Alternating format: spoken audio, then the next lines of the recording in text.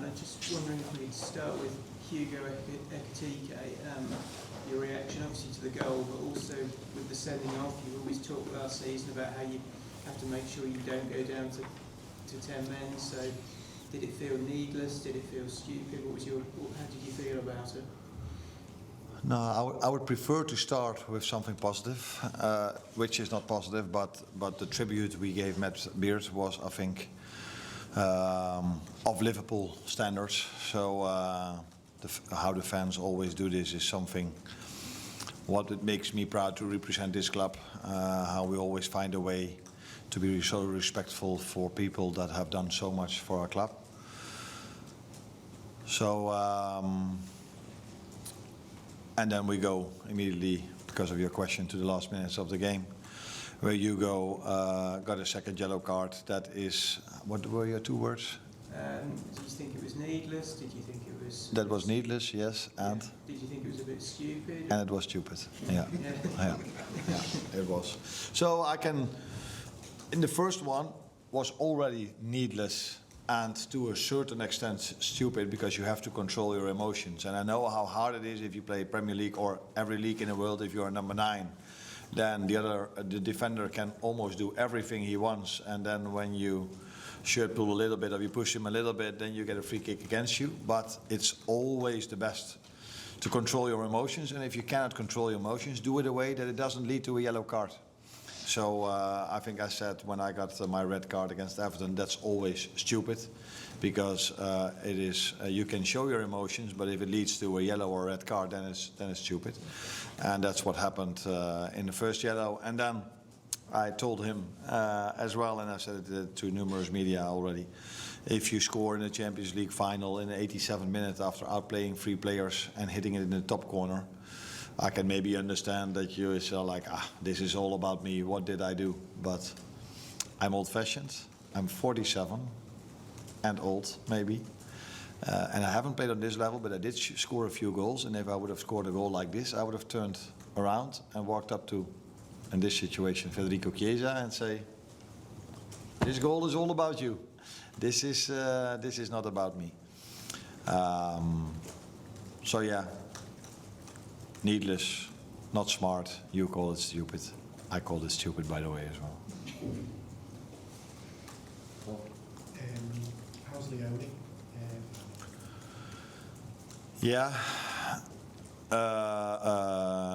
How's Leoni? Of course, he's down. Is down? The way to say it? Yeah.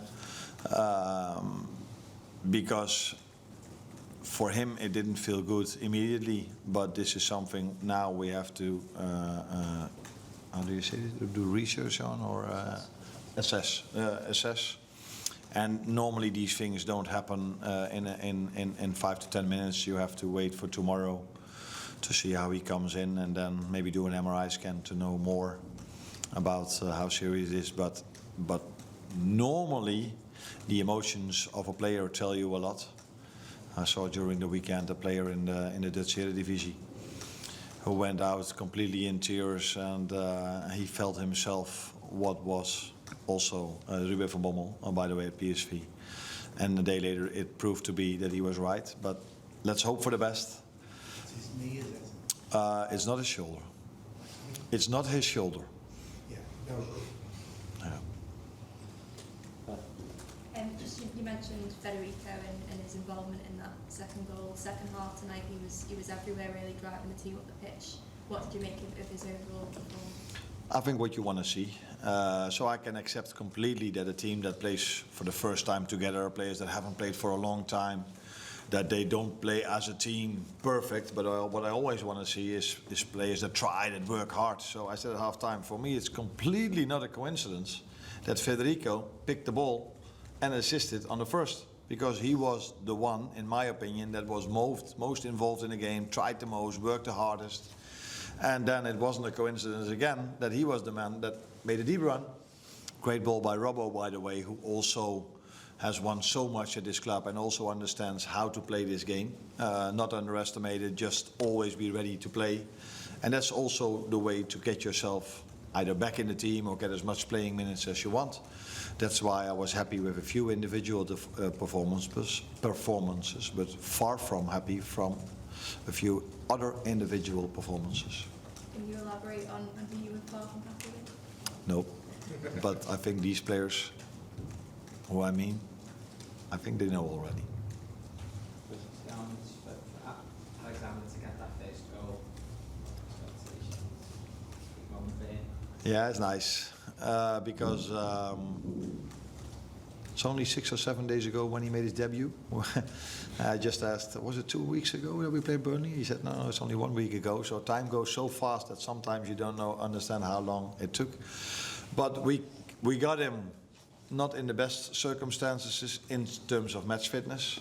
So we have to build it up, and the downside to that is that you cannot play a player 90 minutes, and if you only play him 45 or 30, or again like today 45, it might then normally take a while before he scores his first goal, because we can all understand if you play a player 3 times 90, it's a bigger chance that he scores a goal than when you play him 45, 30, 45.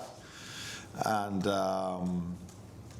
he's the record, British record signing, and there's hardly anyone talks about this, so maybe it's smart for me to talk about this.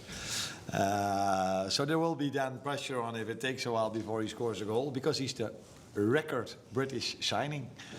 No one says this, so I repeat it.